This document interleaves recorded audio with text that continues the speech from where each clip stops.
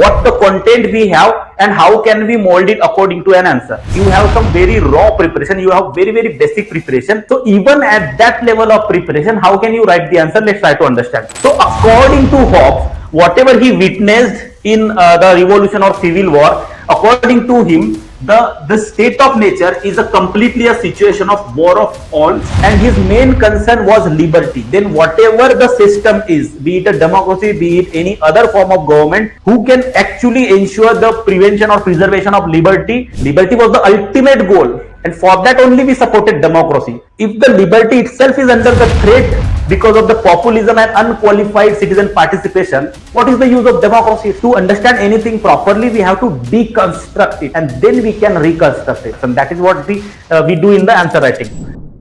Okay, you prepared the topic? Fine. Okay, so let's directly go to the question. This is the question. Individualism is inherent in the Hobbes absolutist ideology. Comment 22 का question है and 15 marks this question carry.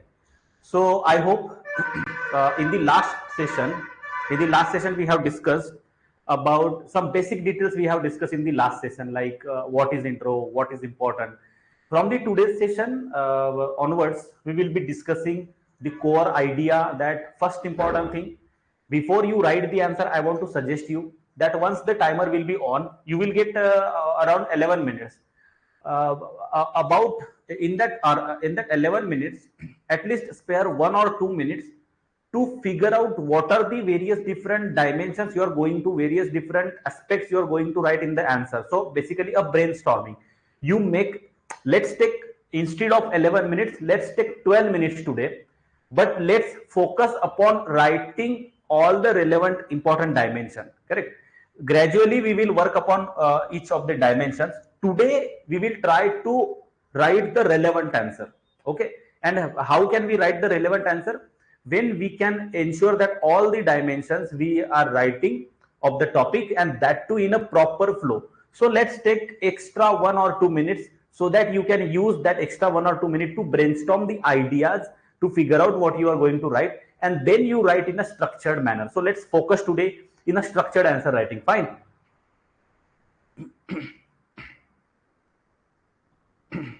Okay, so write this question first. This is the question, and let's start the timer.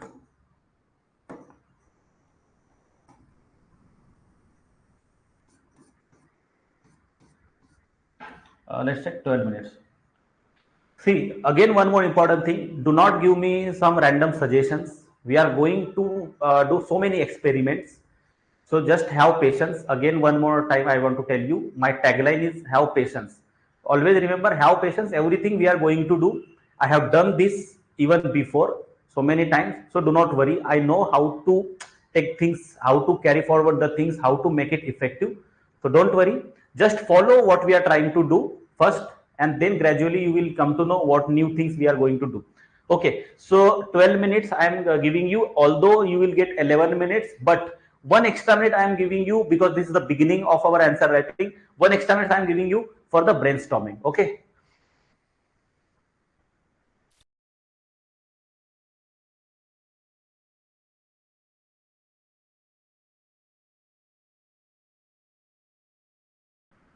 Hello everyone. I hope you were able to write the answer. How many of you were able to write the answer? Please tell me in the comment box. How many of you are able to write the answer? And how many of you are not able to write the answer? Please tell me why. You're you're facing the content problem or what?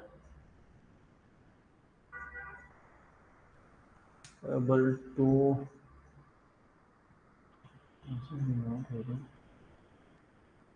Okay, okay, I understand.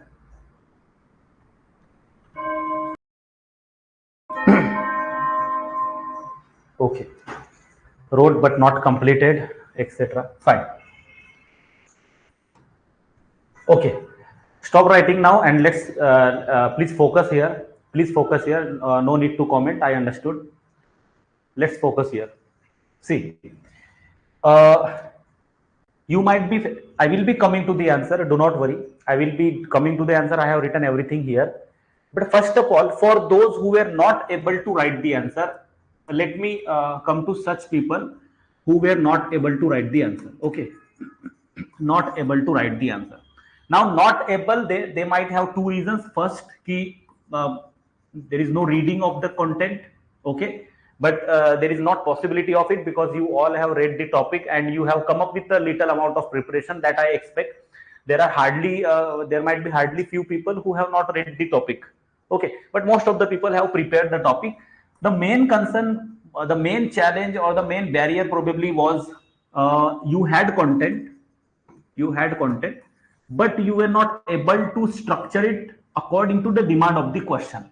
Correct, and probably that's why you were not able to write the answer. You didn't get the idea that how to start, what to write, etc. You have the content, you have the understanding, you have basically this whole understanding, but you are not able to convert it into an answer, and that is probably the reason for most of the people, right?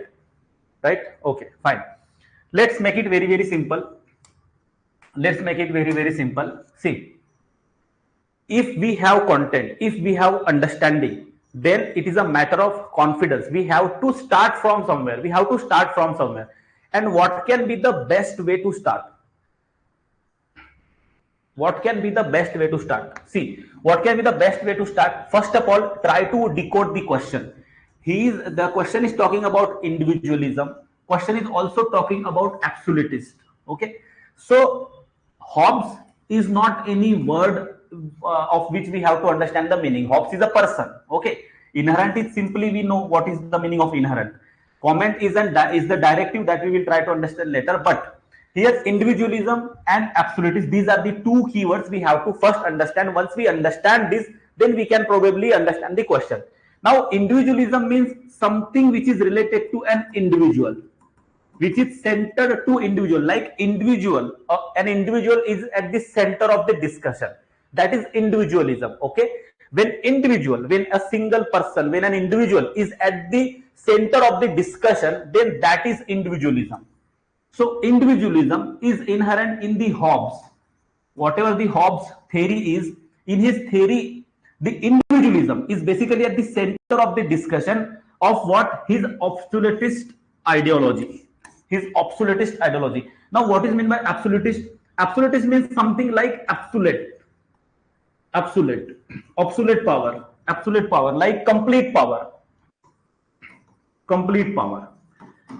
Okay, so I hope this you understand that what is the question is about. Now let's try to go deeper and try to understand what the content we have and how can we mold it according to an answer. So first of all, what we know about Hobbes, whenever we hear this word Hobbes, we at least know that some couple of words. If I assume that you have some very raw preparation, you have very, very basic preparation.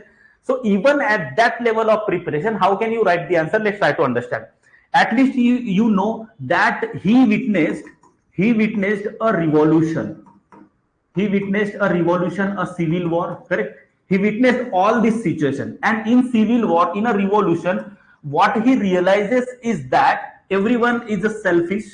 People are selfish basically, and this state of nature. Now let me tell you what is state of nature. What is state of nature? Do we know?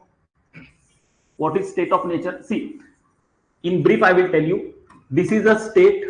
State is formed after some agreement. After some agreement or some contract, state is formed.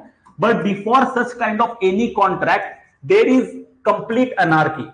There is no law. There is no government. There is no state. Correct? There is no such thing, and that's why there is no order. There is no stability, and that's why there is no peace. Correct? That's why there is no peace. Nothing is there in the state of nature. So according to Hobbes, whatever he witnessed in the revolution or civil war, according to him, the state of nature is completely a situation of war of all against all. Correct? This is okay. Till this is okay. You know this content. Every one of you know this content. Yes, brutish, poor, short, and fickle-minded was the word probably we use in the Machiavelli's context. But yes, self-interested. So when there is a condition of war of all against all, in such a condition, everyone being selfish, they are concerned about preserving their life. Okay, everyone want to preserve their life because according to Hobbes, everyone is so much self-interested that they want to preserve their life first, and that is obvious. Till that we can agree with the Hobbes. So what he suggests is, because this is the, and there are some rights, every individual have right to life, right to liberty, etc. These rights they have, but there is no authority who can enforce these rights. There is a necessity of an authority who can enforce these rights. Without enforcement, how can you ensure that these rights can be enjoyed? So that's the Hobbes concern. So what Hobbes is suggesting, that let's come together, let's make a social contract, and let's agree to something. Let's establish an authority who can take the guarantee of preservation of this very important right, which is right to life. This very important life has to be taken care by one particular authority to whom we will submit and we will surrender rest of our rights. So he is suggesting to surrender all the other rights, because there are multiple, there is a spectrum of rights, there are multiple rights, and there is one important right, is among many other rights, the most important right is right to life. If that is there, then only we are able to enjoy rest of the rights. So what Hobbes is suggesting, rest of the rights are different. Just to ensure that our life is preserved, we surrender all the rights to the sovereign. So when you surrender all the rights to the sovereign get a complete authority over you and your life, as long as he is there to prevent your own life. So he become absolutely powerful. This is known as absolute sovereignty also, because he have absolute power. He have complete power, correct? So in this question, what they're trying to ask is, although Hobbes' main concern was initially to save an individual, but to save an individual, in an attempt to save an individual and his life, he tend to become an absolutist. That's the journey from individualism to absolutist we have to basically write in this particular question. Now you understand the question, and I hope everything which we have discussed, you already knew it. Now please tell me, can you write answer now?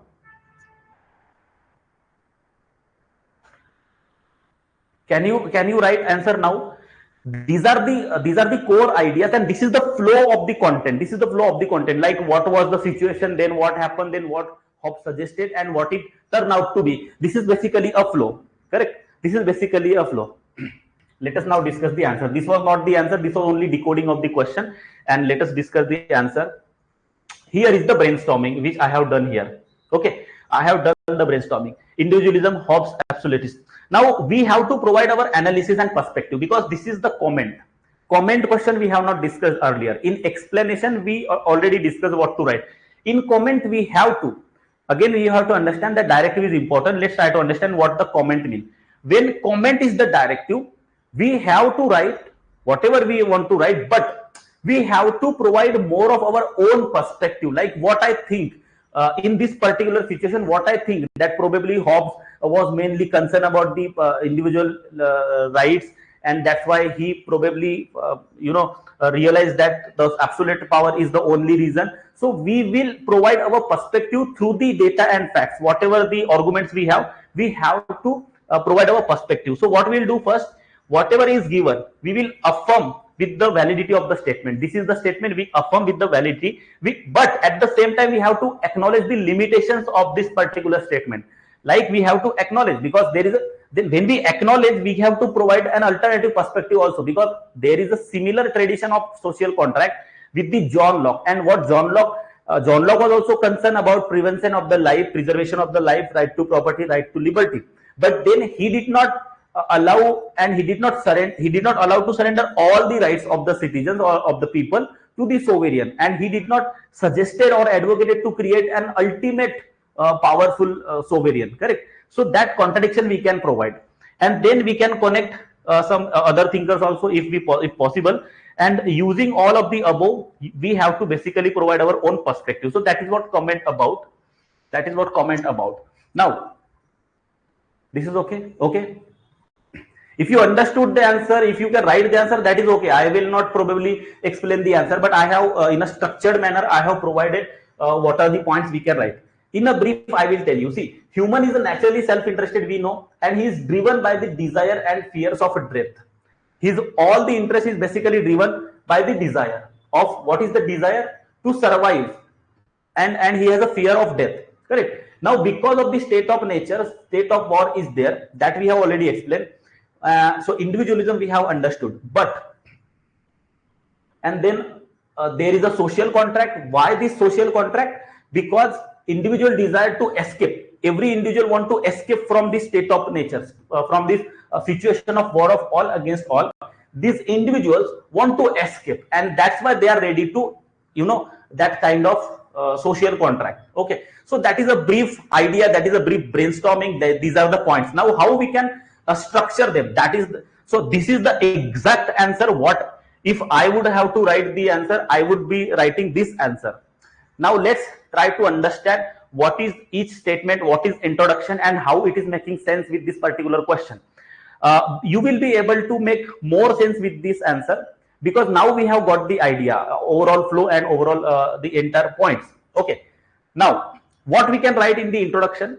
First of all, in the introduction we will write Thomas Hobbes in his Leviathan. We have to make sure that we remember most of the prominent scholars' books. So Leviathan, where he advocated an absolute sovereign, that is already given in the word, that is already given in the question. We can already use some keywords of the question. So an absolute sovereign, to ensure, why we have to convey in the introduction that what is the overall this idea about. So the idea is he advocated an absolute sovereign to ensure order and individualism, or preservation of life. Basically, individualism is basically preservation of life of an individual, was the central concern of his absolutist ideology. His absolutist ideology's central concern was to prevent the life of an individual. Preservation of an individual's life was his ultimate concern of his absolute ideology. Now, this was the introduction. In the body, what we are going to write? This is the normal language, how to maintain flow. Introduction is okay, you understood. Introduction, it is simple, but it is meaningful. Like, it conveys what we are going to now discuss. It sets the stage for the further discussion. So now whatever we are going to discuss, that is reflected in the introduction itself, and that is what the introduction is. So this is how, in a simplest manner, we can write the introduction, by picking up, by sticking to the crux of the question. Then, according to Hobbes, human nature is inherently self-interested and motivated by the fear. Whatever the raw points we have written in the brainstorming, now we are structuring them in a proper flow. Motivated by the fear of a death and desire for security. According to Hobbes, life in this state of nature is a solitary, poor, nasty, brutish, and short, because there is no overarching authority to prevent individuals from the situation of war of all against all. Till now, this is okay. Then, in order to escape, now we have understood that what was the situation and what was the overall condition of the state of nature. Now, what to do to avoid this situation? In order to escape this anarchic state of nature and to ensure the security of life, individuals collectively agree. That also, this is the entire story, and that has to be come in a flow. So whenever you write the answer, you have to think in a logical sequence, that what happened first, then what happened next, then what happened next. If you think in this order, it will become easy for you to write the answer. So you will not have the problem of how to start. You start from the beginning. What is the beginning of that particular event? What is the beginning of that particular issue? From that you can start, and then you will be able to write the answer. Okay, so collectively they agree, they surrender their natural rights to an absolute sovereign who can best ensure protection and maintain peace and order and enforce the laws. So basically, again, when I say so basically, so I am connecting the last paragraph to the next paragraph. So this is how we are going to maintain the organic flow, correct? So basically, through this contract, Hobbes highlighted the significance. Now this is a very important line. We don't have to just write the points, we have to also highlight the significance, like what it means, what is its implication.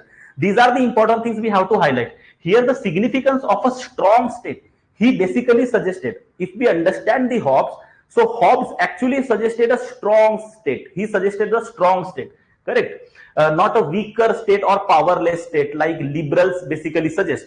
He suggests a strong state.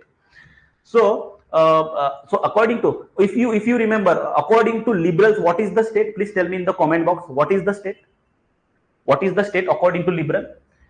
So he suggests strong state to ensure peace, order, stability, and security. However, please make sure that your language is simple. At the same time, it seems like a political science answer. And how it will seem like a political science answer, I will tell you.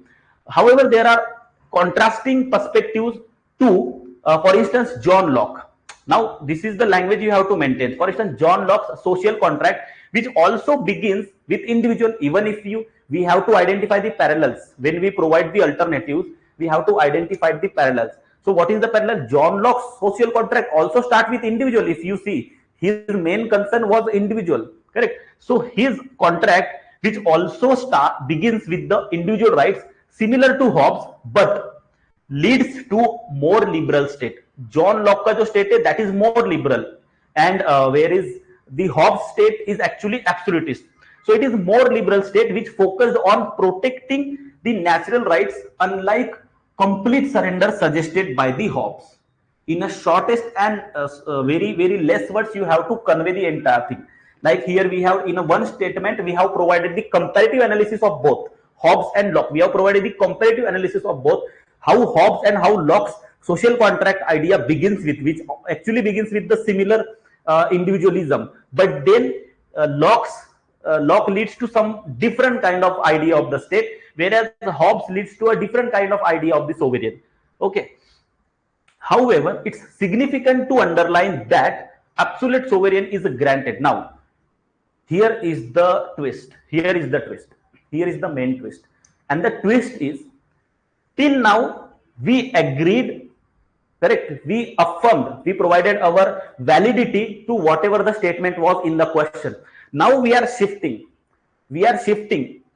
First, we affirmed the validity. Then we provided also the alternative perspective, that how the similar thing was also there, how the similar case study was also there. But at the same time, we will now tell, we will actually justify.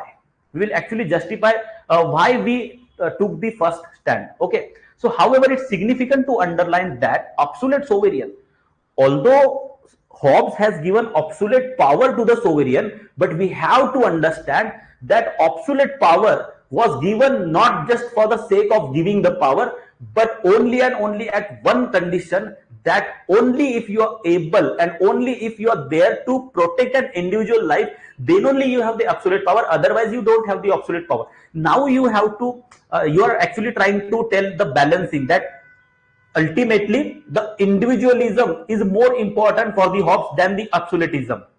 That is what we have to convey through this statement, and that is what we are going to tweak our arguments in such a manner, because we have to not completely criticize Hobbes for that he being very absolutist, because when we say that he being very absolutist, then we sort of say that he was kind of supportive or advocation of this authoritarianism in the contemporary times. So he was not. His concern was genuine, correct? And that's why we have to basically what we say, we have to justify. We have to justify by understanding his core concern. So whatever absolute power he granted to the sovereign, that is precisely because of its individual self-interest. So Hobbes' absolutism is deeply rooted in the protection of individual rights, because of which C.B. Macpherson basically refers this as a possessive individualism. This, some sort of scholars, you can integrate organically if you are able to remember. It was not necessary, but you can add if you are able to remember. Although C.B. Macpherson refers to this entire idea to a possessive individualism, not just of the Hobbes, but also of the Locke. So in the Locke also you can use this C.B. Macpherson. Fine. Now, the most interesting thing, how we can go, how we can actually make it contemporary answer. This is a very important thing.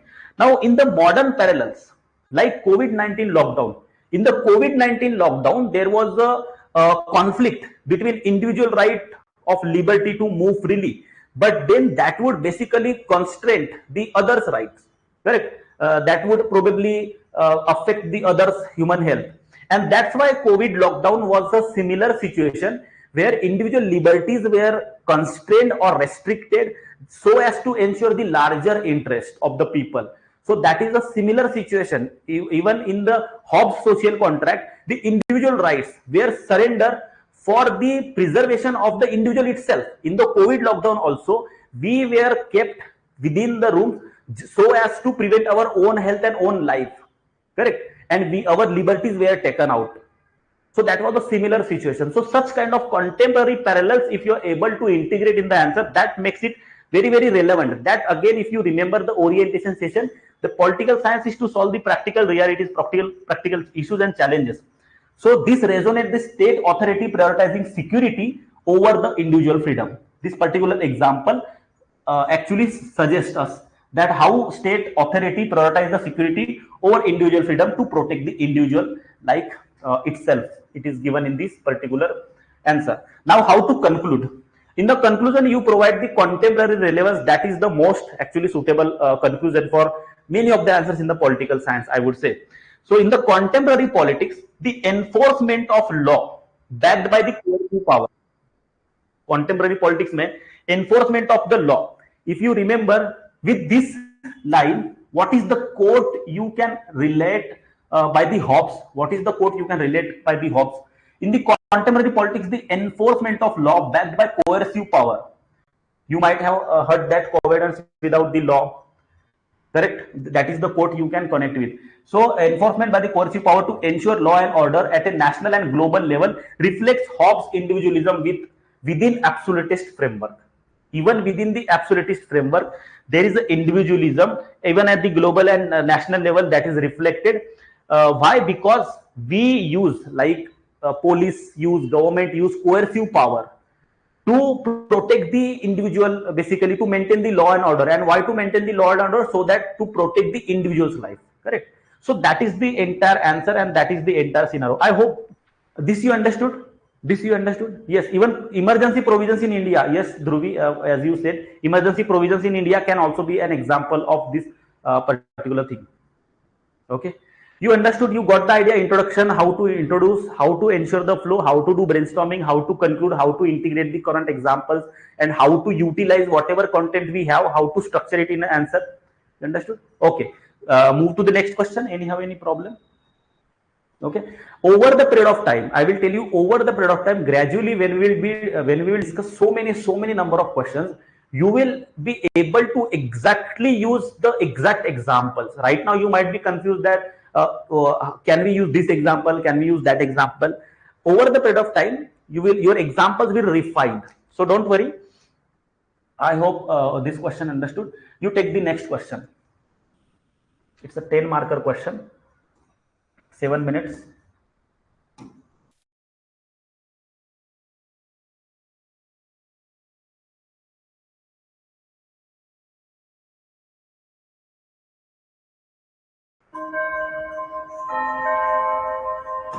Okay, hello everyone. I hope you are able to write this answer. Okay. So normally what I do is when I turn on the timer, I basically mute the mic.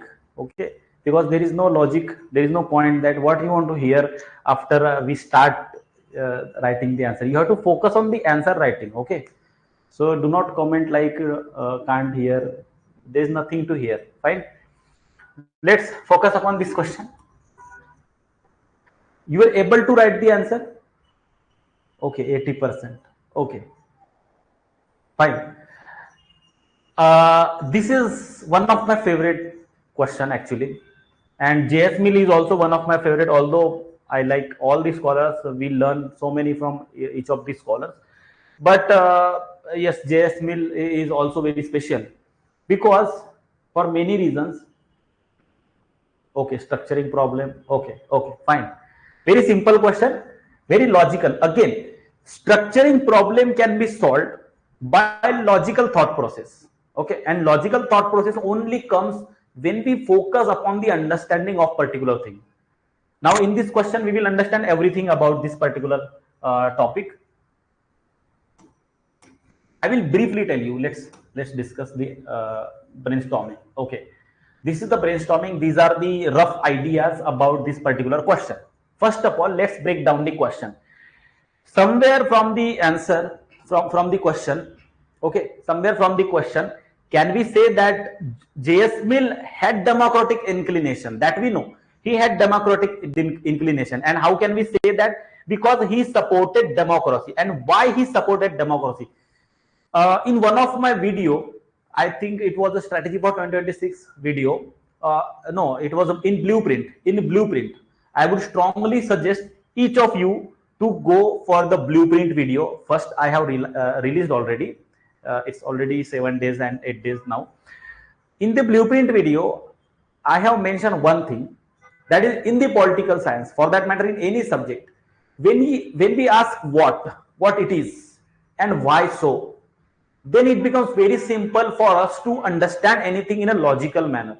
Okay, for example, here if you see, he had a democratic inclination. It means he supported democracy. Now why he supported democracy? Because according to him, that was the best system to safeguard the liberty and ensure citizen participation.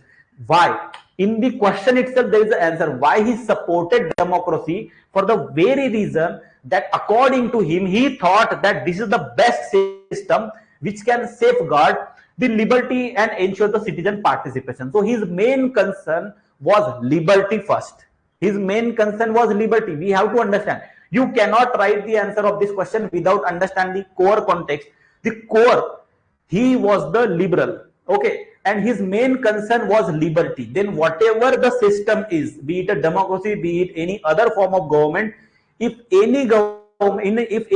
is any form of government who can actually ensure the prevention or preservation of liberty and ensure the citizens participation, he will go for that form of government. He will go for that form of governance. Correct? He will go for that kind of government. But here, as we know, that democracy is actually the form of government which actually safeguards the liberty and ensure the citizen participation. Both the things are ensured in the democracy, and that's why he started loving democracy. So he loved democracy not because he was very interested in democracy.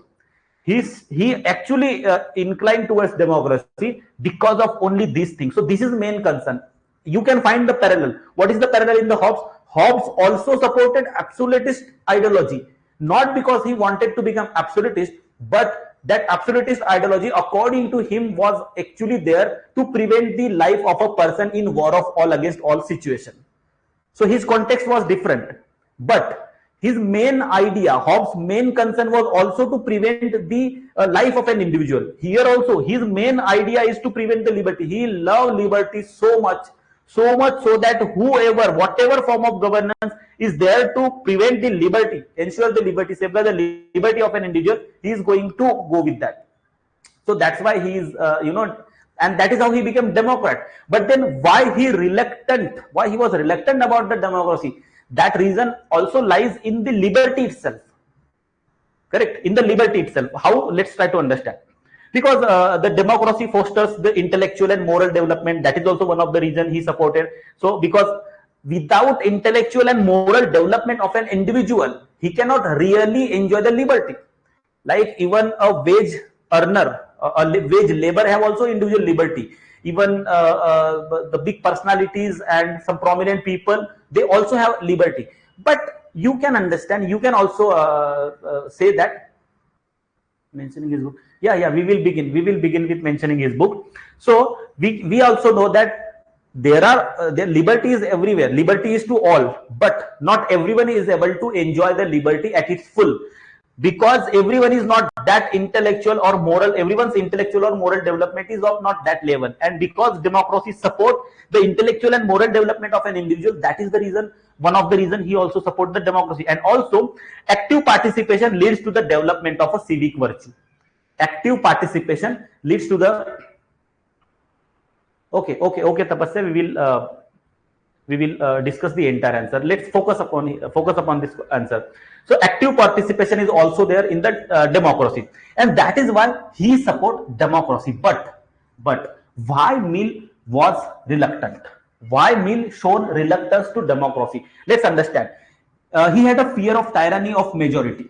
that he thought that majority of the people will, they become tyrant. Okay, so that was. Secondly, elitist tendency. Only couple of people or few section of some section of the people will have this moral and intellectual development, and rest of the people will not have. So in that case, the democracy will be in the hands of only few, and only few will be able to enjoy the liberty and not all. And that is quite logical. Okay, that is the even every second thing we are discussing that has some relevance in the present context. If you see, even today's we are talking about democracy, but in fact it is a elitist democracy. Not every common citizen get the participation in the decision making, or probably in the political power. He don't get the share. Okay, so also he advocated the limited suffrage. He advocated limited suffrage, not universal suffrage. This is very important, and that makes him actually a reluctant democrat, because although at one side he is loving democracy, but at the other side he is not supporting universal adult suffrage. He is supporting a limited suffrage. Why? Because first he argued for educational qualification. He suggested that there must be some educational qualification, and then only we should give them that particular power of participation. He also suggested plural voting. Why he suggested plural voting, that you can understand now. And he also opposed the universal suffrage, that we know. Okay, now, so the important thing again, the main question, why Weber, this C.L. Weber, actually C.L. Weber, what made Weber to say this particular J.S. Mill as a reluctant democrat? Why he said this? Because the Mill balanced his faith in democracy. Of course, he had the Mill had the faith in democracy, but his faith in democracy was balanced with the concerns over its practical limitations. Mill was concerned about the practical limitations that democracy have.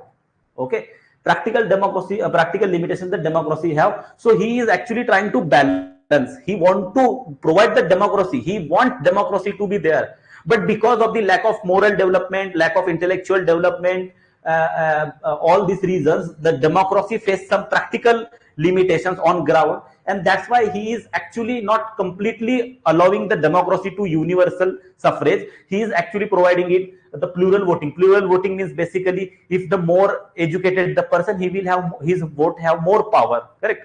So currently in the democracy, there is nothing like this. Like irrespective of educated, uneducated, poor, rich, whatever, everyone have the same political power, same voting power. Right. Now let's try to understand the answer. In this answer, what I have tried to do is, I have tried to provide some alternative introductions. Okay, because what way we can introduce, what are the different ways we can introduce. So this we have done. Every time we will try to do some new things. Okay, so we can actually introduce this question in several ways. I have done it in 3 ways here. Let's directly try to read the this introduction. Okay, see, C.L. Weber's description, his description of Mill as a reluctant democrat highlights Mill's ambivalence towards democracy. Ambivalence, like he also want to give, but he also don't want to give. That is the ambivalence stand. Okay, while Mill's championed democracy, he also expressed concern about its limitation, and that is the crux of this entire discussion, which is represented in the answer, which is represented into the introduction. Correct. Introduction में हमने ये represent किया है. That makes sense. Makes sense. Okay, that makes sense. There is alternative way we can introduce. J.S. Mill.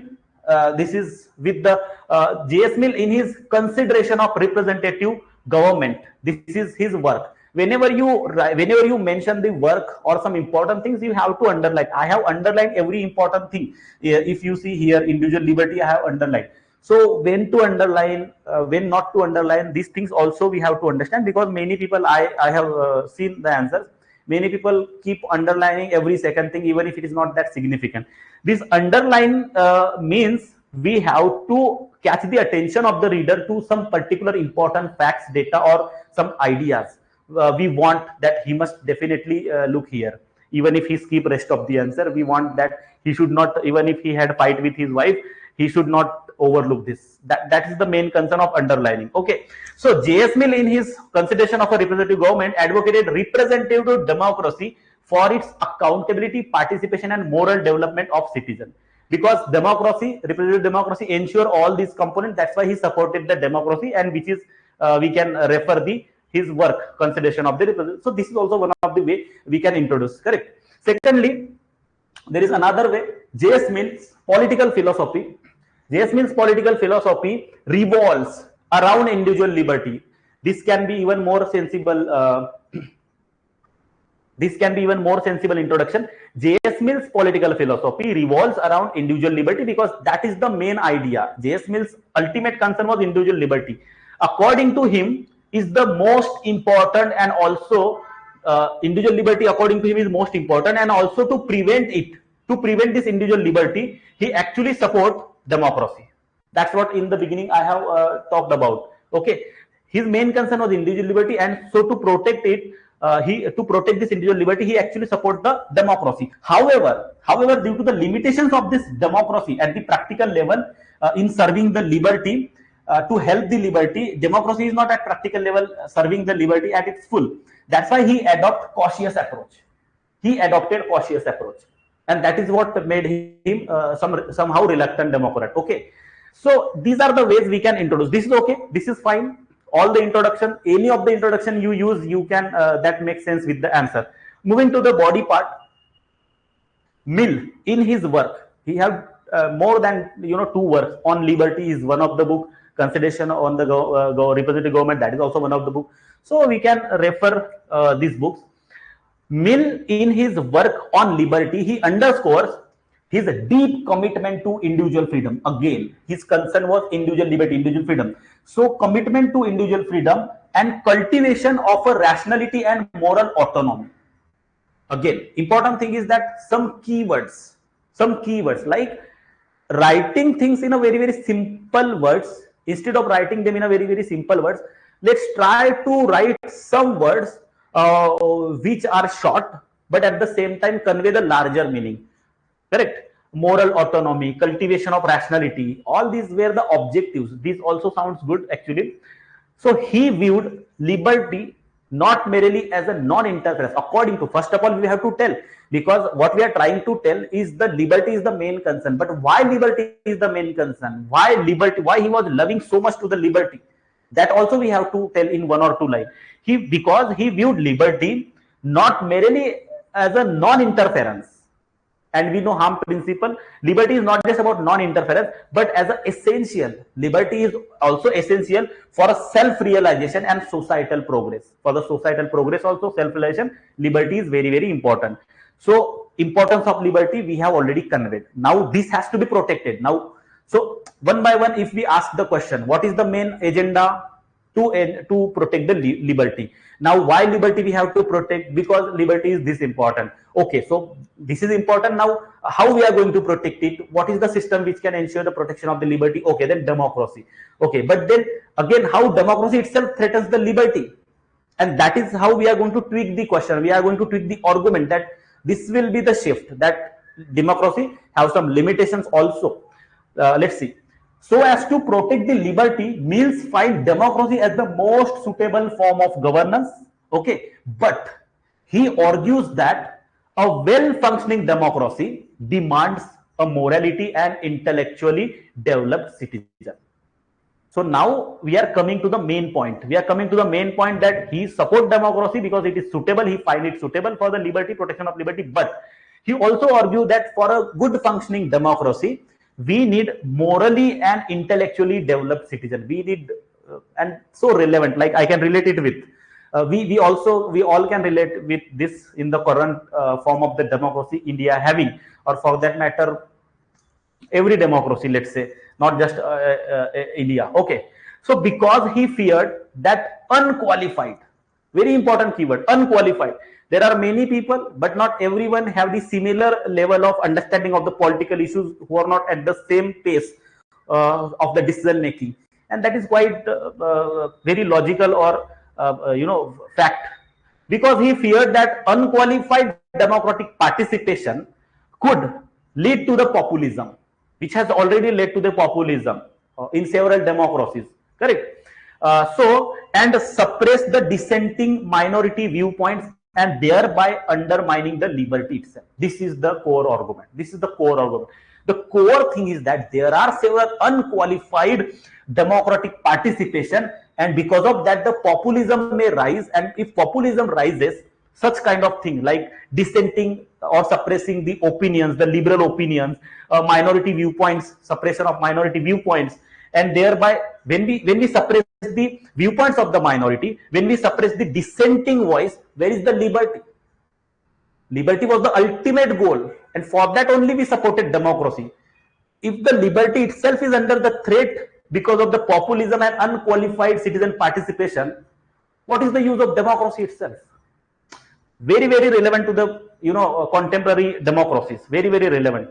And now one more important thing I wanted to tell here. Okay, if I remember, I will tell you later. So as to counter this, now this is the problem. We have discussed the problem. Now to solve this problem, Mill suggested plural voting. He suggested plural voting, like whoever is educated, he will get more vote. Okay. In contrast to universal adult suffrage, instead of giving voting rights to all the people irrespective of their educational level, we would probably should give plural voting. Okay. Now, just let me know, till now, you feel the Mill's argument are very, very convincing. Whatever the flow of the answer, according to that, whatever we discuss, whatever the Mill's argument he have put, do you feel that it is very, very convincing? Yes, of course, it is convincing. It is convincing. Just taking one extra minute. It is convincing, making sense. First of all, let's focus upon the answer. Then I will club it into 2 pages. Even if you want to club it in 1 page. See, the problem is we are not focusing upon what is the important thing. We are focusing on the peripheral thing. Focus upon the answer. Focus upon the understanding of what is question, how we are going to write. How we are going to fit it into 2 pages, that we will also deal later. Do not worry. Okay. But if you are convinced till this, you will get some interesting alternative perspective just after one of this paragraph. So his elitist strain. Now this is a keyword, elitist strain. Somehow he is supporting citizenship to few people, like who supported Aristotle. Aristotle also supported. So his citizenship was actually elitist citizenship. So even his democratic idea is also kind of elitist idea. If not elitist completely, then some elitist elements are there in his idea of democracy, right or wrong? Yes. Okay. So about emphasis and informed electorate, he emphasized upon informed electorate. This is also keyword. Informed electorate is important. Okay. And his admiration of expert rule. He admired expert rule who have knowledge, like Plato, philosopher king. Just always keep your mind open to connect things. Although we don't have to write here. So he admired expert rule and makes his democratic credential, and these things, his elitist train, his support to the only informed electorate, and his admiration for the expert rule, all these democratic credentials appears conditional. Like his democracy is conditional. His democracy is conditional, not like democracy for all. However, it must also be kept in a mind that he favored proportional representation. He is not only reluctant Democrat, he was truly a Democrat. We have not seen his democratic side. We have only seen his reluctant side. We have not seen his democratic side. So we have to tell the democratic side also. We have not to completely agree with the Weber. Weber said कि भाई ये तो JS Mill तो एकदम ऐसा ही था, इसको तो बिल्कुल कुछ मतलब ये नहीं है, democracy दे ही नहीं रहा है. So we don't have to completely agree. We have to initially affirm with the validity of the statement. We have to explain it somehow, but then we have to also see the other side of that particular scholar, who is J.S. Mill. He supported decentralization, correct? He supported participation of women in the politics, which is ahead of his time. Like in his time, the support to the woman in the politics and the universal adult suffrage was basically very, very modern idea at that time. So in that time, he supported the women in the politics, their participation in the politics. He supported decentralization. So how can we say, when he is supporting this much democratic ideas, we cannot completely say that he was a reluctant Democrat. When he says that he wants democracy, but it should protect the liberty and it should be prevented from a tyranny and populism, then it is also making sense. Okay. So Mill was concerned more with the qualitative democracy than mere numerical rule. This is a very important line. He was concerned with the qualitative democracy than mere numerical rule. So Weber's analysis can be edited. His analysis can be edited. It must be edited to call Mill more as a pragmatic democrat than reluctant one. Okay, we cannot simply call that this Mill was a reluctant democrat. We can rather say that he was a pragmatic democrat because he supported democracy, but at the same time he also kept in his consideration the practical limitations of the democracy. So in a way, he wanted to protect democracy, he wanted to protect liberty itself from all kind of the threats. So in that way, he is not reluctant, rather he is a pragmatic democrat. You convinced or not? Okay, okay, fine. But ये वाला थोड़ा सा line यहाँ पे लंबा हो गया, इसको शॉर्ट कर सकते, वी कैन थोड़ा सा इसको शॉर्ट कर सकते, but here my purpose was to make you understand the entire spectrum of this particular question. That's why somewhat, but still I counted the words, it's not breaching the word limit at large extent. Okay, now conclusion. As I said, in the conclusion we have to inculcate the contemporary dimension. Let's try to understand in the contemporary times. In the contemporary times, there are frequent instances of manipulation of voters. We know this. Okay, and winning elections is basically done by the manipulation. Okay, so due to lack of, and why this is happening, manipulation of voters and winning election, why such kind of instances are happening, not just in one particular country but across all the democracies across the global level. Why this is happening? Because somewhere you can remember the moral and ethical reasoning development was not happen for all the individuals, as Mill said. So moral and ethical reasoning among electorate, which makes Mill's views very, very relevant, and that's why Mill's views are very, very relevant. But again, here is a very interesting thing. But at the same time, as Aristotle, now you can connect. This is very interesting. As Aristotle believed in collective wisdom, irrespective of they are educated or not, irrespective of they are informed or not, we still have to believe the collective wisdom of the people instead of just one particular very educated mind. Okay, like philosopher King supported by Plato. So as Aristotle believed in the collective wisdom, or even the Rousseau's idea, if we take, irrespective of their moral development or whatever, Rousseau supported the consent by the governed. Because if I am a government and I am governing a particular population, that their consent is the basic premises of my governance. If they consent me, then only I should have the power to govern, otherwise not, irrespective of their educational level. So Rousseau's ideas also reflect a very, very practical or a sensible idea of the democracy. We should emphasize more upon universal adult suffrage. This is important, instead of limited suffrage. Okay, even Pandit Nehru. So this was the argument, very, very important. When someone asked, like India, so many illiterate people and uneducated people are there, and the democracy, the experiment of democracy, you are trying to implement in such a country, how it is going to be successful. So he said that we will not first learn what is democracy and not then implement. We will rather try to learn democratic practices and processes through the democratic process itself. And that was a very beautiful argument. So that we can integrate. Jawaharlal Nehru suggested democratic learning through the democratic process, because democracy is essentially about every individual. So in this entire discussion, we have turned the sides several times, and every time it sounds like it is very, very logical. But this is how we have to write the answer, so that even the reviewer get convinced that bande ne answer likha hai. ठीक है? So understood? This is understood. Moving to the next question. See, just to mention, we can mention so many things, but we have to make sure that we have the limitation of words, we have the limitation of space and time. So we have to ensure only relevant things. Okay, and how to ensure relevant things, that thing will come in our answer writing with the period of time. So don't worry. You understood this? No. We are not reluctant answer givers. We are answering the. We are not just providing the answer. We are providing the diverse perspectives, so that we can turn the answer in the side. And ultimately, it is about what you want to write. You can write anything, what you want to write. Okay, we can, in a way, in the same question can be answered in a different way. We could have proved J.S. Mill as actually reluctant Democrat. That we could have done, but we don't wanted to do that. No, don't go against Mill. He is a scholar. We are learning him. Okay, no need to go against J.S. Mill. He is J.S. Mill. Don't go against. We are PSIR aspirants, UPSC aspirants. He is J.S. Mill. Don't go against him. Just simply try to provide more and more logical and rational arguments in the answer. Fine.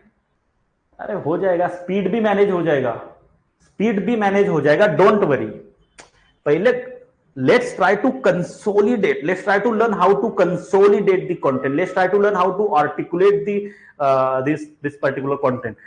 If you have come to a class with that imaginary idea of 2 दिन में मैं answer writing सीख लूंगा, ऐसा नहीं होता. It's a process. Okay, have patience. Next question. Okay, 13 minutes. Simple question, 13 minutes.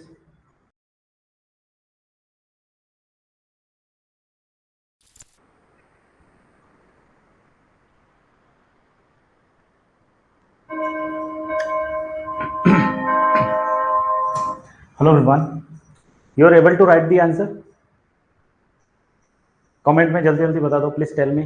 You are able to write the answer. Whatever you have answer, whatever answer you have written, just share it with me. Okay, I hope you all know where to share. Just share it with me on Telegram. I will go through them. Okay, let's discuss the answer. The question is very simple, and purposefully, basically, I chosen this question because this question covers most of the part of the John Locke. Okay, John Locke is the father of liberalism. We have to explain. Now we know what is the directive explain. We know that directive, the meaning of the directive explain. Okay, so I won't go in the explanation of what is explain. Let's directly focus upon this question. Question is very simple actually. John Locke, we know, okay, he's the father of liberalism. Okay. Now I want to tell you one thing.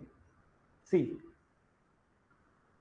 if this kind of question is there and you don't know the answer, you don't know the content, you actually don't know about John Locke, basically. You actually don't know about John Locke. Okay. So if you are a political science student, you will at least know, either you will know about John Locke or you will know about liberalism. Okay. For example, if there is a situation like you really don't know who is the John Locke and you don't remember any idea of the John Locke, fine. This is possible. Correct. So what we can do is, because he is known as a father of liberalism, so obviously he might have contributed a lot. Someone is known as a father of particular ideology only and only when he laid the foundation of that ideology. Correct. For example, liberalism as an ideology, if the foundation, if laid by any particular scholar, then and then only that particular person or scholar will be known as a father of liberalism, or for that matter any ideology. Correct. So if there is a situation, if I don't know what was the John Locke's contribution, at least I understand the fact that he might be only known as a father of liberalism only and only when he might have contributed to the foundational ideas of the liberalism. So in such a situation, if you don't know the answer and you still want to write the answer, you can write the answer by writing the foundational ideas of liberalism. We, as a political science student, at least we know what is liberalism. There is a limited role of government. Okay, there is more emphasis on the individual liberty. Correct. So in this way, we can write the foundational idea of liberalism, and we actually relate them with the John Locke. Like John Locke said this, that in such a way, at least if not 0, we can at least get 5 to 6 marks, or probably 7 to 8 marks in 20 marker question if we write about it. Okay. So this is the situation when we really don't know. Don't know. Okay. Okay. Now, but this is not a situation. Definitely we know about the John Locke, and definitely we know something about. So let's try to understand how we can go about it. Okay. Yes. First of all, let's break down the question in two parts. Let's break down the question in two parts. One is what were the Locke's liberal principle? What were the principles Locke has actually came up with? And then we will try to understand basically what made him what made him the father of liberalism. That we will try to understand. Okay, and then in the answer we will relate all the things. But first of all, to understand anything properly, we have to deconstruct it, and then we can reconstruct it. Deconstruction and reconstruction. That is what we do in the answer writing. So, Locke's liberal principle. What are the Locke's liberal principle? If we don't know, then at least we know Locke is very popular for his theory of natural rights. That we know. Yes or not? Yes or not? Just in the comment box, fatafat, just let me know yes or not. John Locke's natural rights theory, we know. He is known for it. John Locke's social contract, we have some idea. We have some idea of the liberalism, limited form of government, correct? We have the idea of rule of law. We have the, of course, probably we do not have the idea of toleration. Okay, that is something not very prominent principle, but natural rights, social contract. John Locke is known for the natural theory of right. John Locke is also very popular in the social contract tradition. There are three main scholars who are very much popular in the social contract tradition. That is John Locke, Hobbes, Rousseau, correct? And this empiricism we don't know, but at least we know this, and these four things we know about liberalism, rule of law, limited government, and about John Locke, natural rights, and social contract. Okay, even if we are able to explain these four or five points, then also we can write the answer, correct? Now, natural rights. What is natural rights? According to John Locke, he said that in the natural rights are inalienable rights to life, liberty, and property. Right of life, liberty, and property. These are the natural rights. Naturally, they are actually not given by anyone. They are gifted by the nature to a person just for a being human, because he born as a human. So he naturally got these rights. No state, no law. This is very interesting. In the rights chapter, we will try to understand what is this theory about. But in it, they are all these rights are inalienable, and that is on the basis of that only political legitimacy will be there. Like any political entity will be there only and only if that political entity is there to protect these rights. If not, then any political entity have no right to be in the power. That is what the natural theory says. Okay, social contract also further explain the similar thing at text level. Social contract is basically in the social contract, the government derives authority from the consent of the governed. Here you have to understand that people come together. Okay, people come together and they form a contract. And according to John Locke, all these people, 1, 2, 3, 4, these are basically people. Okay, they are agreeing. So basically, they are providing their consent. So this particular state which is formed by the contract is only after the consent of the governed. So here, when the governed, those who are governed, if they withdraw their consent, this particular entity will be abolished. So the very existence of this entity is based on the consent of the governed. So who is more important? The governed is more important according to Locke. The governed is more important. His social contract give more emphasis, more authority, more sovereignty to the people, not to the authority. To the people, not to the authority. Unlike Hobbes who given the more authority to the sovereign, to this entity, not to the people. He is giving more authority to the people. Okay, so this is the beauty of his social contract, which we have to then write, because that actually justifies how liberal he is. He is giving more importance to the individual, not to an entity. And that makes him a liberalism. That makes him a liberal scholar. That makes him a father of liberalism, actually. Okay. Then there is a limited government. He is supporting that government have only role to play in protecting these rights, natural rights, protecting the people. If he failed to do so, if the state failed to do so, then state have no relevance. State has to be abolished. That is what he directly says, and that's what actually inspired the American Revolution, French Revolution. Correct. So there is a limited role of the state, which is only to protect and not to interfere much. So that is liberalism. Liberalism is all about limited intervention of the state, that too for to improve the liberty, not to interfere the liberty, not to interfere the liberty, but to improve, to enhance the liberty. That is the liberalism. Okay. Then rule of law. There is a rule of law.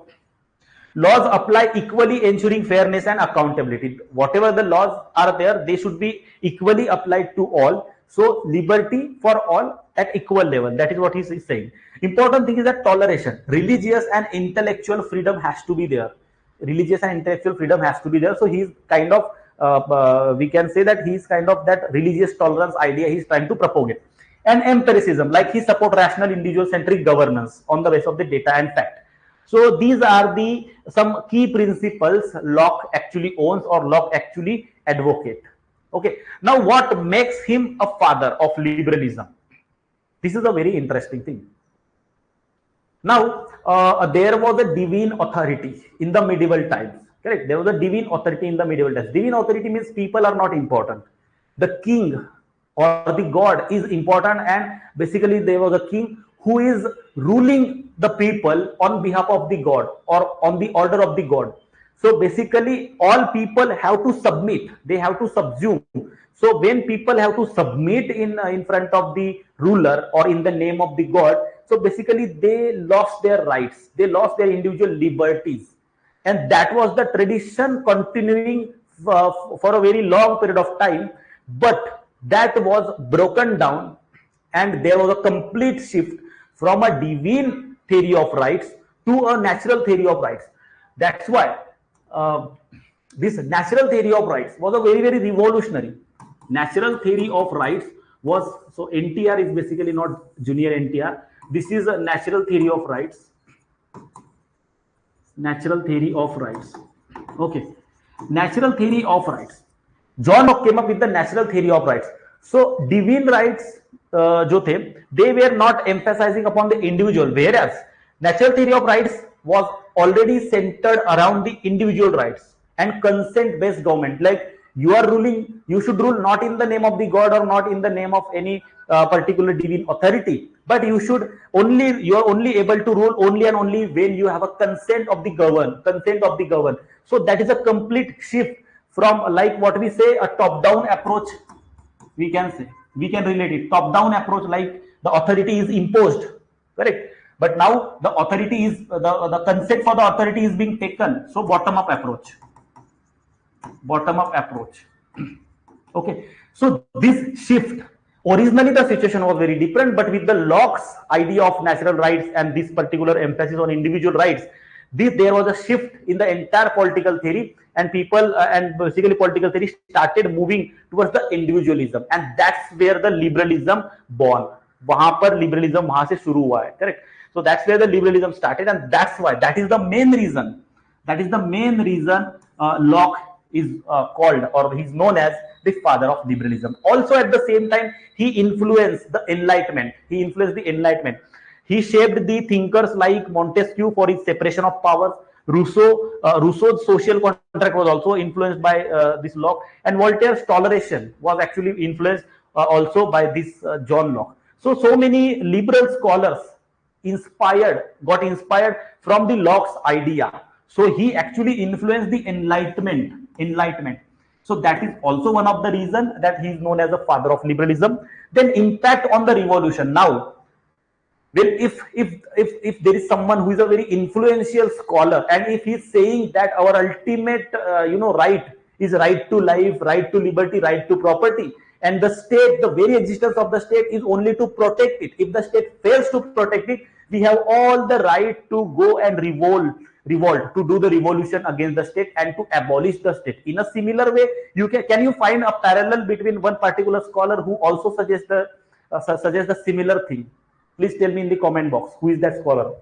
Okay, so impact on the revolution, inspired American and French Revolution, and also modern constitutionalism. Whatever the modern constitutionalism, which is based on the rule of law and individual liberty and individual rights.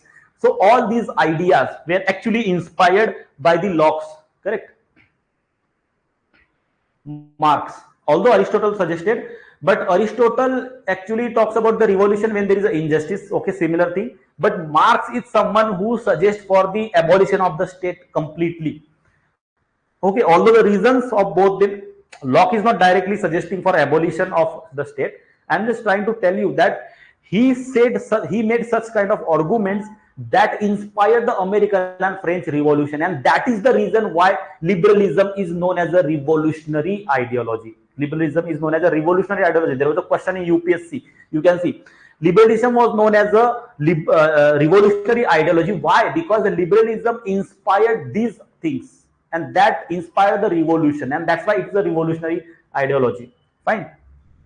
So again, one more thing, foundation of liberalism, classical liberalism, like limited form of government. We have seen earlier the principles of John Locke. So classical liberalism, basically it's all about that. And then contrast with the predecessors like Hobbes.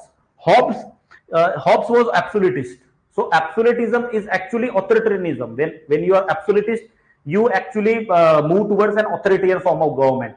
So this basically John Locke, Hobbes was the predecessor of that, John Locke. So John Locke completely shifted from absolutism to individualism. He prioritized individualism more than the entity. Okay, individual autonomy he preferred, and that is the reason which makes us call him a father of liberalism. Okay, now this is the answer. We can go for it, but I hope you understood the crux of the question.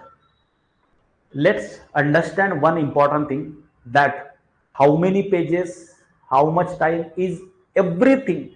Answer writing is not just about one particular thing. Answer writing draws so many dimensions. We will discuss. We have almost 25 to 28 more sessions. Try to understand. Let's focus upon this. Okay, let's focus upon this. Once you do this properly, everything sorted, everything will fall at its place. If you know the crux, if you understand how to write, then you will be able to write in the time, and you will be able to write in the word limit also. Right?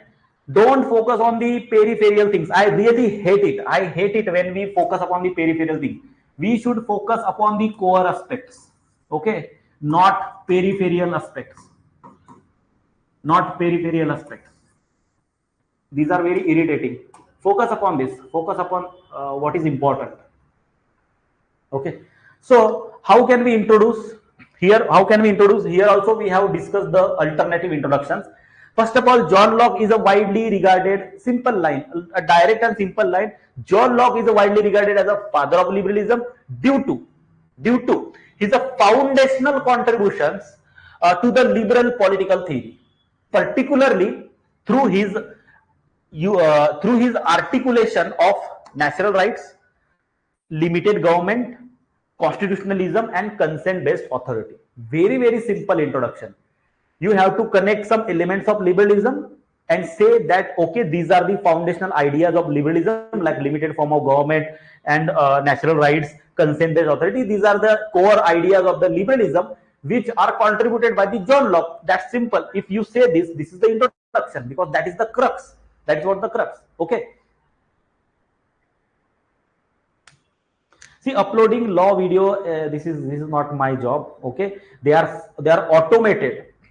Once the session is done, after some certain amount of time, the video is uploaded. When you are live, while you are talking about the uploading video, you focus upon this answer. Come on, be serious. Right. So this is one way of introduction. There is another way of introduction. John Locke, we can introduce John Locke through his idea of natural rights, social contract, introduced a major shift in the understanding of political theory. Through his idea of natural rights and social contract, which he have introduced, a major shift was there in the understanding of political theory, and the shift from a divine rights to individual rights, we have discussed divine rights to individual rights, and a consent-based governance makes Locke a father of liberalism. That shift was very important. Because of that shift, he is known as the father of liberalism. Okay, now moving to the body part, let's just try to compare. Unlike Hobbes, Locke rejected absolutism and strongly advocated individualism. According to Locke, as noted in his, we have to mention his work, as noted in his two treatises of government, rights like right to life, liberty, and property are natural rights, and to protect them, there emerge a state through a social contract. So in a brief, we have tried to tell what is natural theory of rights, where he mentioned, and how it is different from the Locke's, Hobbes. Okay. Interestingly, the ultimate role of a state is to protect the said rights, whatever the rights we have said. So थोड़ा सा वो consistency maintain करने के लिए इस तरीके की language we can use. Okay, is to protect the said rights of an individual. Its state, if the state fails to do so, to protect the rights. Okay, if the state fail to do so, state have no right to be there. State have no right to be there. So the very existence of the Lockean state. Now this is important. Somewhere थोड़ा सा हमें language में खुद के side से tweak लाने पड़ेंगे, like Lockean state, Locke state भी हम बोल सकते थे, but Lockean state is actually centred around the individual, the very existence. तो इंडिविजुअल जो बेसिकली स्टेट का एग्जिस्टेंस ही है वो इंडिविजुअल के सराउंडिंग में है. And as a legal theorist, बीच बीच में आपको कंपैरेटिव एनालिसिस थोड़ा सा लाना है, बीच बीच में comparative, not purely, don't purely right about lock. You have to also comparatively analyze what are the contrasting ideas, like as the legal theorist or the institutional theorist argued that rights originated from the law or a state, but Locke, in contrast to that, Locke in his natural theory argued that the rights are inherent and inalienable. Rights जो है वो inherent है and inalienable है, they are not actually offered by a state or offered by a law as said by the legal or institutional theorist. Okay, so this particular argument of a Locke actually highlight his commitment towards the individual autonomy, and dignity. Right? Locke's concept of limited government, again, because it is explained, the directive is explained. So when that directive is explained, we will identify all the important points of the question, and then we will keep explaining in each paragraph. Now we are talking about limited government. So Locke's concept of a limited government rooted in the consent of governed reinforces his dedication to liberty. This influenced constitutionalism and modern democracy, because we have to relate them, because why he is known as the father of liberalism. Even today he is regarded as the father of liberalism, because whatever he contributed has the relevance even today. That's what we have to show. That is what we have to show, and that's why we have to ensure some contemporary dimension. Additionally, Locke's labor theory about right to property, correct, highlights individual autonomy. Without property, you cannot have the autonomy, because you have to depend on the survival for others, as Marx basically criticized this thing. So that's why right to property is the fundamental right, has to be there, and this right, if there, then only individual will have the autonomy. Otherwise they will be dependent on others for their livelihood, and if you're dependent for the livelihood on others, then you lost the individual autonomy. So his theory of basically property highlights the individual autonomy, asserting that ownership arises from mixing labor with the resources, that we know. Locke's theory of limited government and separation of powers deeply influenced. Now we have to tell how these theories, how his ideas influence the modern democracies. So deeply influenced the constitutional design, especially framers of the US Constitution. Then you integrate the examples. US Constitution, you can add example. His conception of property became the cornerstone of the classical liberal economics, which later on Adam Smith worked upon, correct? Classical liberal economics. Fine. Furthermore, the Locke advocated religious toleration, making him one of the earliest for pluralism, earliest basically vocal for the pluralism and individual conscience, which are key liberal ideas. They are key liberal ideas.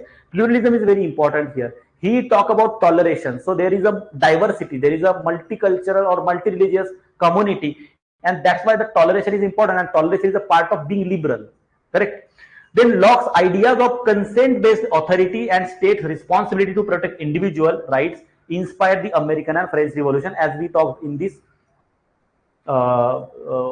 brainstorming, correct? And also his theory of natural rights acted as the foundational guide for the development of modern rights, as we can mention example of UDHR, correct? UDHR, we can mention the example, because these human rights, all these things originated and designed and developed keeping natural theory of right at the foundation.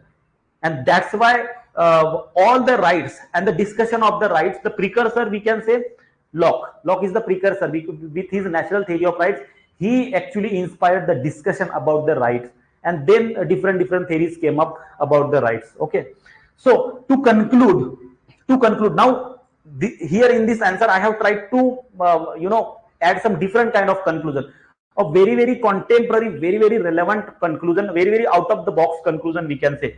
In the age of deep fake, artificial intelligence, digital data breaches, Locke's emphasis on the natural rights, especially because even right to liberty when we talk, right to life when we talk, we can also integrate Article 21 of the Indian Constitution, Menka Gandhi case here.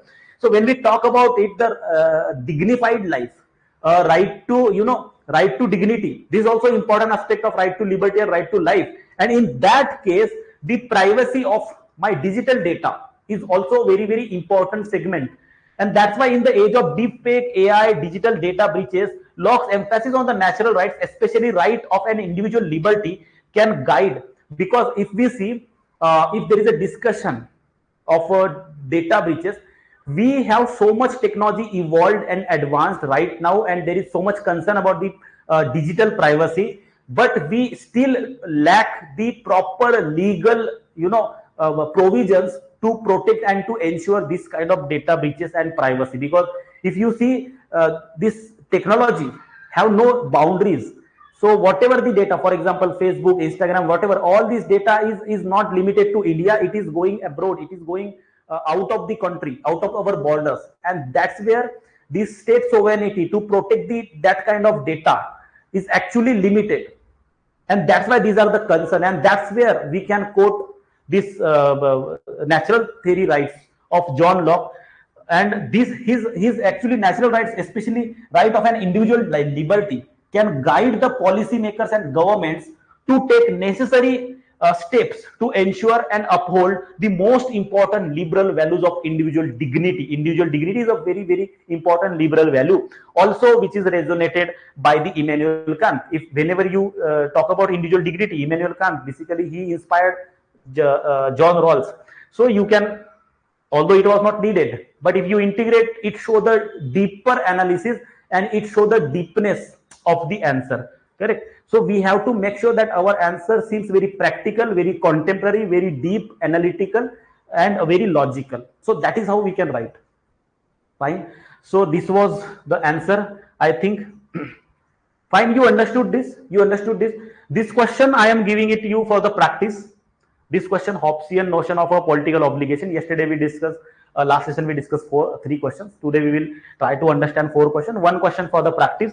I have also provided you some this brainstorming points. So you just go through these brainstorming points. First of all, Hobbes we have already covered.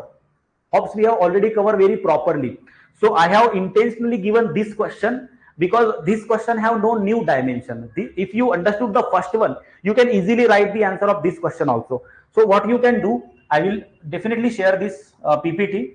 So what you can do, you can just see the question, you can try at your own level, or if you want to just get some idea, you can just go through this basically brainstorming points and try to write your answer at your own. So you have to practice. I have thoroughly explained things in a detailed manner. I will briefly tell you political obligation. There was a state of nature. In the state of nature, there was a war of all against all. Every individual was concerned and under the vulnerable condition, and they were fearful of the death, and that drive them actually to have some authority which preserve the right to life, and that's why they surrender all of their rights to an absolute sovereign, and that is the political obligation. Political obligation is basically surrender of, this is the political obligation. Political obligation is equal to unconditional obedience to the sovereign. Unconditional obedience. When we submit all of our rights, so we are actually accepting the unconditional obedience of the sovereignty, and that is the political obligation. So the content is same, question is same, more or less things are same. We have to only write in some different aspect. That's it. Okay. So this is all from my side for today. Let's gear up our preparation in the next session. I hope you understood and you got some new things in the today's session. Let's learn some new things and discuss more important question in the next session. I am not going to suggest you that how can you best utilize the course, how can you best utilize the answers.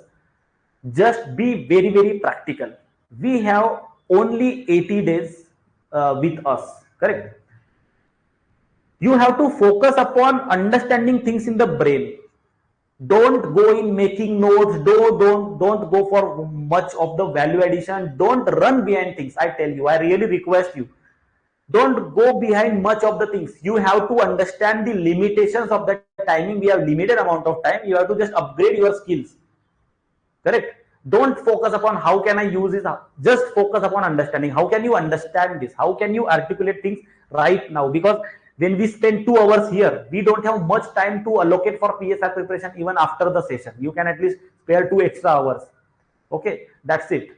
So do not think much about it. Just focus on what we are doing here and try to understand. And I particularly and specifically emphasis upon making things convincing and making things understanding here itself, so that you don't have to do extra efforts after the session. That is what my efforts are.